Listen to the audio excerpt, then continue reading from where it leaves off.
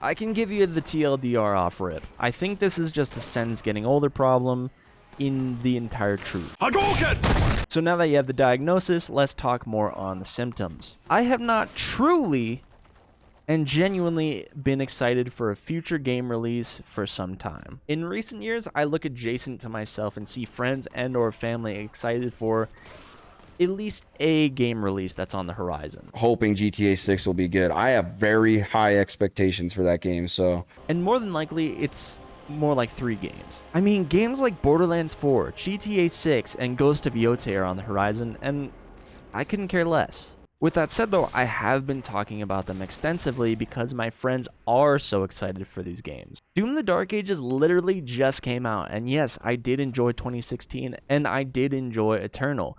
But I find myself saying that, yeah, it can wait. 2XKO should be the biggest future release to me. This should be the game I am the most excited for. And yes, while I'm going to play day one, this is in large part because I'm a fighting game content creator first before anything else. And another important piece to the puzzle is that the game is free to play. The genesis to all of this was a post that I made on my Instagram story about one of the most recent trailers to the newest installment in EA's Skate.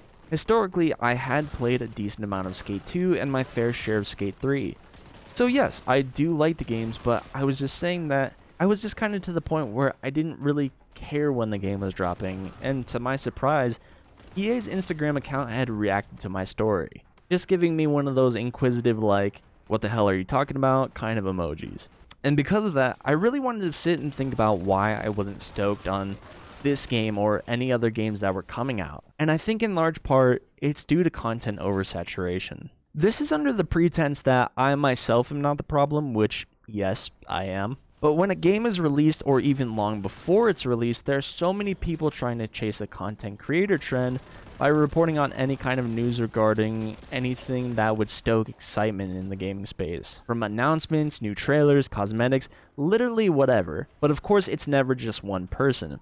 There are hordes of people attempting to do the very same. So now you take all these people talking about a game long before it's released and even well into the honeymoon phase of the game, and by the time everything is said and done, I'm already exhausted on a game I just barely managed to get my hands on. It was very much the same for Elden Ring, which actually was the last game I remember being genuinely excited for in 2022. I'm a fan of From Software, but because of all the content long before the game's release, and it didn't just stop at content, but randoms would actually start conversations with me about Elden Ring if I ever happened to be at a game store at the time. Coworkers would stop me to talk about the game to give their essential latest progress report on the game. By the time I had actually beaten the game, I didn't want to play it anymore, which for me is definitely an anomaly. I'm more than willing to play any of the other Souls games multiple times over, minus the obvious exception. I haven't even cracked into the DLC yet because I'm just so spent on the matter. And yeah, of course, I do really want to get my hands on games like Doom the Dark Ages or Death Stranding 2. I still very much need to play the first game. Just as quickly I find myself saying,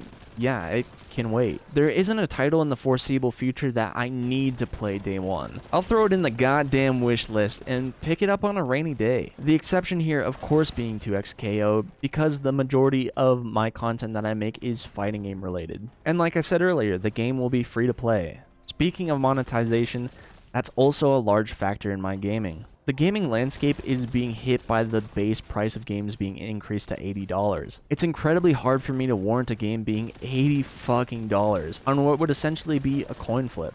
And you might say, yeah, this is the importance of all the content, and yeah, you could be 100% right, but I might not value the same things as all these content creators do, or even any of my friends or family when it comes to the games that I play. I play and love fighting games more than any other genre. I would say that already makes me an outlier. So yeah, I can be patient and take a chance on a game when it goes on sale. It's not going to hurt my feelings being left out of the proverbial Thanksgiving table with today's latest gaming water cooler talk. I'm fine with being out of touch. It always felt like every year I would drop the same line that, yeah, this year's going to be the backlog killer. There's nothing all that good coming out. I'm just going to crack away at some of the games I've been meaning to play. This is the first year where I've actually been making good on that. Doom 2016 and Eternal were lovely games. I'm so very glad I played them.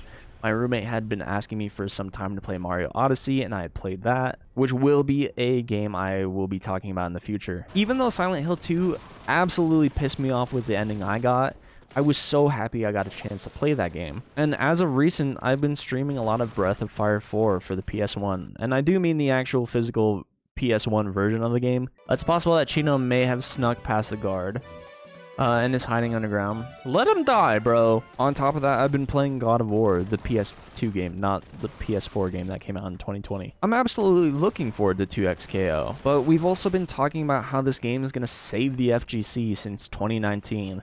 And I've been trying to avoid content based around the game like the goddamn plague. But that's oh so hard to do when there's content everywhere on the game, from YouTube to Instagram to TikTok to motherfucking AOL Messenger. I'm already exhausted talking about the game, and we aren't even in alpha. Me, for my money, this is why the Oblivion remake was so smart. Fuck the advertisement budget, everyone is just gonna do it for us. But like I said at the start of the video, I'm just getting old. I would absolutely love to hear about what games you're looking forward to in the near future, or maybe if you're in the very same shoes that I am. I'll see you guys later. Peace.